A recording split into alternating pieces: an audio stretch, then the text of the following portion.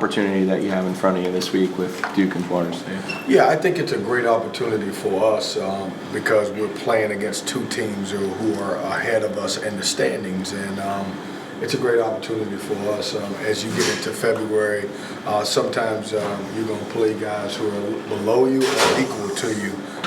It's an opportunity to have a chance to be able to play both of these guys on our home floor, and it's a great opportunity that I certainly hope our kids look forward to. What do you try to tell them about the stakes of this week? Because obviously last year you needed some of these games and you didn't get them. Yeah, you know, we talk about it's important, this Duke game, because it's the next game, but it's also a great opportunity for us to get a signature win for our resume. When you look where we're at right now, we've got a couple good non-conference wins.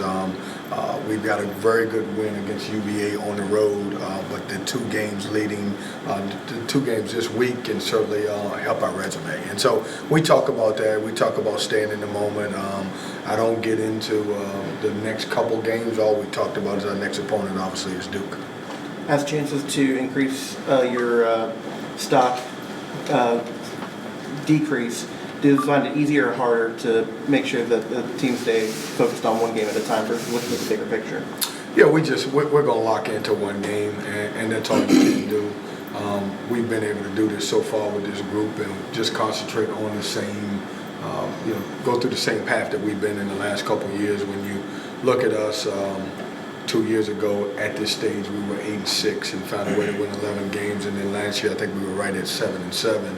And so our focus is going to stay right on Duke, and it's obviously a very good Duke team that we got to play. Do you think Markel will feed off the energy of going against Trey Jones?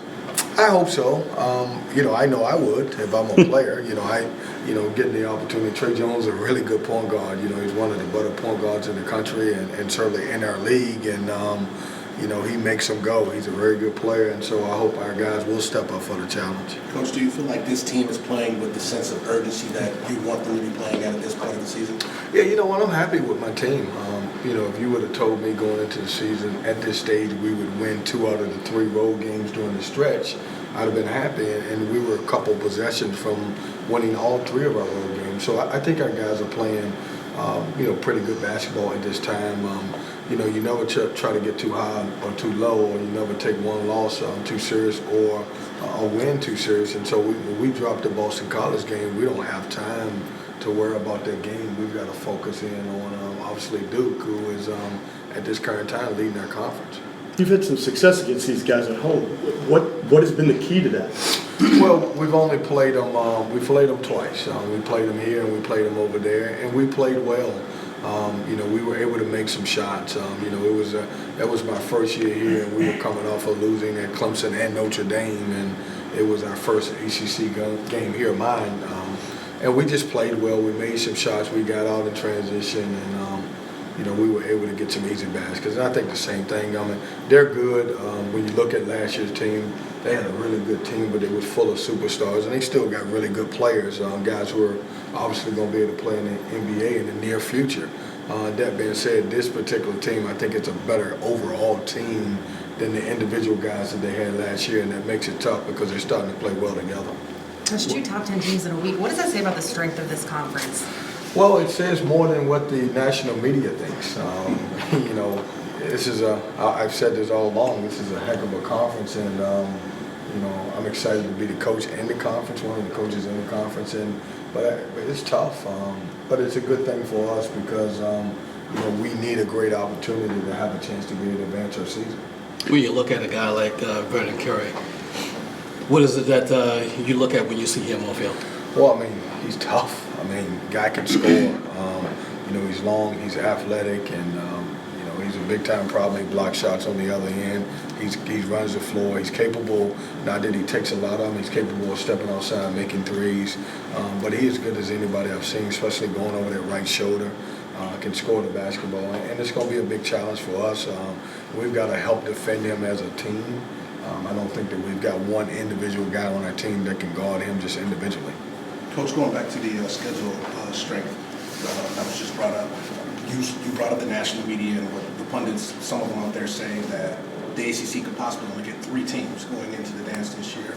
and at the same time, there is still that strength of schedule within that conference. But what do you think about those that are saying the ACC is only going to be worthy of 3? Yeah, I think it's ridiculous. I really do. I mean, we've got 15 teams. I would think that some people would actually go back and look at the old eye test. If you're telling me that, some of our teams that, obviously, 11 through 15 or whatever it is, or 6 through 15 that can't play in the NCAA, that's crazy. Our games are competitive. I think we're getting penalized because our games are competitive, year round this time. And, taking consideration, we've added 2 games to our schedule. Would our conference be a little bit more respected if, we played 2 other teams, outside opponents, opposed to playing 20 games like we played 18 in the past, and long time before it was 16 games. I think this conference is as good as anybody. I think if you matched us up against conference, some of the teams on conferences, we would do well. Unfortunately, I hope that changes. When you get into that room, eventually, when it's time to select, I think guys will realize that the ACC is a lot better than people are giving us credit for. And we're beating up on each other. Even our top tier teams are losing to guys that's in our conference. And if the conference is only worthy of 3, that wouldn't happen. Speaking of the eye test, going into the season, most people didn't think the three-point arc getting moved back a smidge would be a big deal, and the NIT statistics didn't make it a big deal. But now that you're 2/3 into the season, has it made a difference with your squad and anything? Yeah, I was one of those coaches that said that too. I'll change just a little bit. It makes a big difference in guys who are not three-point shooters. The guys who were comfortable finally making shots at the line to where it was at. I think the specialty guys can still shoot it, even though some of them may struggle. But guys who are just marginal three-point shooters, I think it has affected those guys in a lot of ways. Kevin, the ACC yesterday endorsed the new transfer, one-time transfer rule. How do you feel about that? I've always felt like it would be something that should happen if they figure out how to do it. It can get a little chaotic. What does that mean? What does it look like? I don't think we have a clear understanding who can transfer, when you can transfer. I know we talk about it all the time. We've been talking about it for years. Are you going to add a GPA to it? Are you just going to let them go one time and be able to transfer?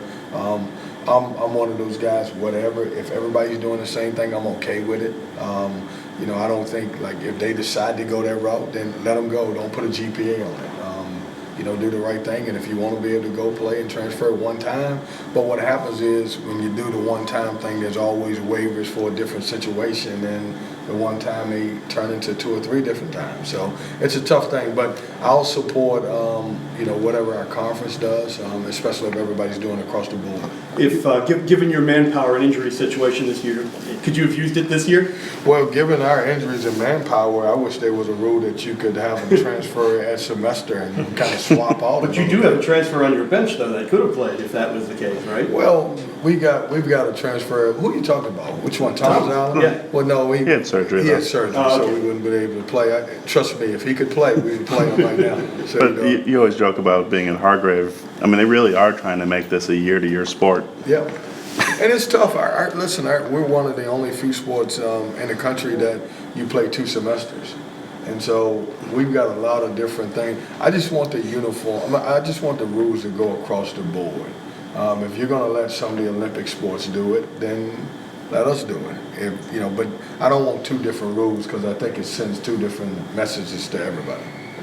Kevin, how do you approach kind of keeping guys focused on, you're talking about just specifically the Duke game and not feeling the pressure of, okay, well, we got to steal some kind of signature win to get in the NCAA? We preach it a lot, CL, and we talk about, but I try not to put all of the pressure on guys because I'm not even sure these guys can handle it. We're different. Everybody that I'm talking to right now, you guys we're all a little older.